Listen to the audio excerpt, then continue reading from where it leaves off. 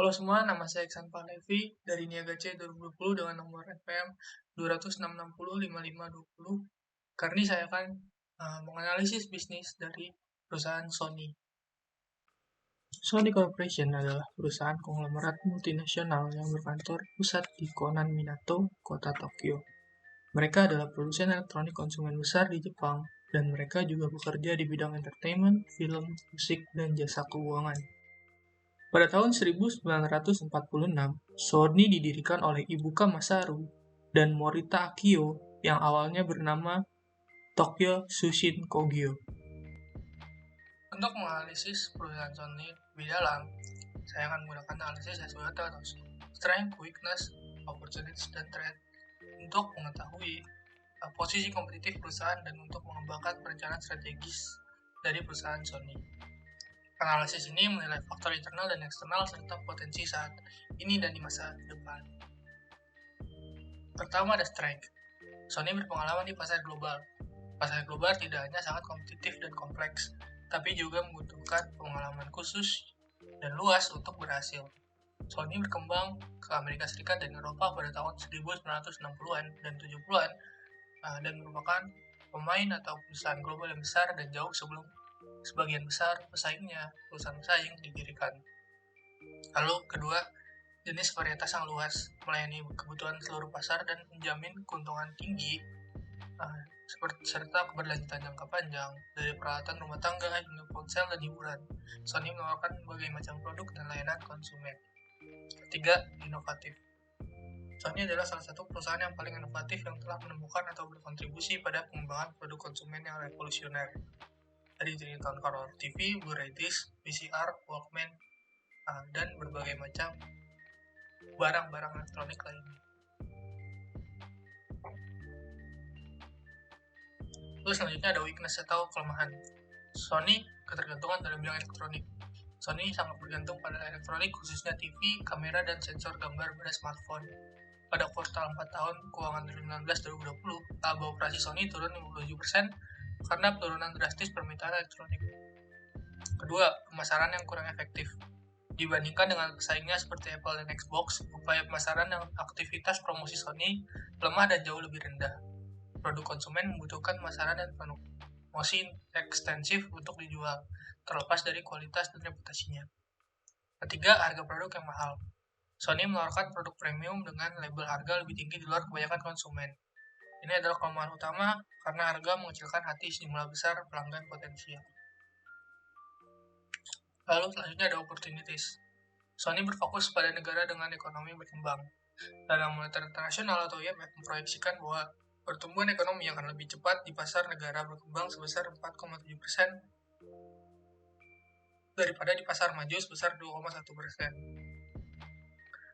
Di tahun-tahun mendatang, Sony memperluas operasinya di negara berkembang dan memanfaatkan peningkatan daya beli di pasar ini. Kedua, memperluas dengan akuisisi. Daripada terlalu bergantung pada pasar elektronik konsumen, Sony dapat memanfaatkan sumber daya keuangannya untuk mengakuisisi perusahaan rintisan inovatif di sektor yang menguntungkan seperti pengembangan perangkat lunak. Ketiga, memperkuat di bidang medis. Pasar tampilan medis diproyeksikan tumbuh pada CAGR sebesar 4,4% dari 2018 sampai hingga 2025. Sony sudah beroperasi di bidang ini dan hanya perlu memperkuat divisi pencitraannya dan memanfaatkan pertumbuhan yang diproyeksikan. Lalu, yang terakhir ada threats. Yang pertama ada persaingan yang ketat. Sony memiliki banyak pesaing, dari LG dalam bidang TV hingga Samsung di ponsel, Nintendo di game, dan Sony menghadapi persaingan ketat di semua bidang fokus lainnya. Di India, penjualan perusahaan telah menurun 3 tahun berturut-turut karena pesaing mengurangi paksa pasar Sony. Sony dapat kehilangan profitabilitas di masa depan karena pesaing baru dan lama meningkatkan permainan atau produk mereka. Yang kedua ada meningkatnya barang palsu. Perdagangan produk palsu mencapai 3,3% dari perdagangan global dan terus meningkat. Produk premium seperti TV, ponsel, dan konsol game Sony, yaitu PlayStation, adalah target utama para pemalsu produk. Lalu, ketiga ada pandemi global. Perusahaan di seluruh dunia sedang berjuang dengan permintaan yang rendah dan ketidakpastian akibat pandemi. Laba operasional Sony untuk kuartal pertama tahun 2020 turun lebih dari 30% ke level terendah dalam 4 tahun. Jika suatu situasinya terus berlanjut atau memburuk, kerusakan pada kesejahteraan finansial perusahaan tidak dapat diubah. Lalu selanjutnya saya akan menganalisis menggunakan analisis Pestel. Yang pertama ada political factors. Pengaruh politik dan pemerintahan mempengaruhi bagaimana setiap bisnis berjalan. Karena Sony adalah merek global dan beroperasi di beberapa negara, keadaan politik di setiap lokasi secara langsung mempengaruhi kesuksesan Sony. Misalnya, rantai pasokan Sony ada di Cina. Setiap kestabilan politik di Cina akan memiliki konsekuensi langsung bagi Sony.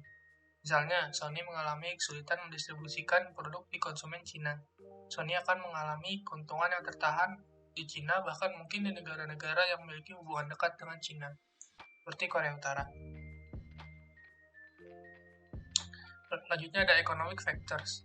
Perusahaan Sony bukan hanya perusahaan elektronik, mereka ini juga beroperasi dalam 3 kategori lain, film, layanan, keuangan, dan musik. Karena mereka telah terjun ke industri ini, Sony adalah salah satu bisnis dan produsen hiburan terkemuka di dunia. Namun, produk Sony tergolong mewah atau mahal. Mereka adalah jenis barang yang kita beli saat kita ingin berbelanja secara royal untuk diri sendiri. Misalnya, tidak ada yang membutuhkan laptop Vaio atau PlayStation 4 untuk bertahan hidup. Dalam artian, produk Sony tidak akan menjadi list utama dalam daftar kebutuhan hidup manusia. Selanjutnya ada social factors. Sony hanya dapat tumbuh jika mereka memperhatikan keinginan para pelanggan.